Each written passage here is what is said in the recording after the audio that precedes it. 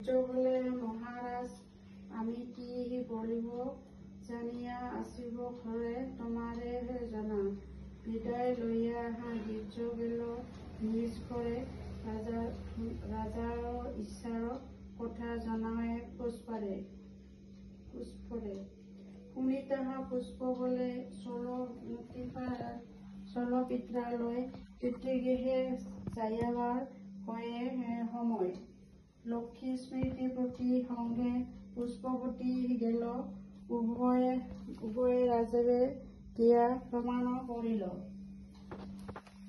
কন্যাৰ দেখিয়া ৰাজা কৰিবে কন্দন পুষ্পৱতী বলে পিতা কাদ কি কাৰণ কাঁদিতে ৰাজা পুষ্পৰে বলিল তোমাৰ চক একো কন্যা আমাৰ যে হে ছিল পিতৃপক্ষ পুষ্পৱতী বলিব তখন আমি তব পুষ্পৱতী শুনহ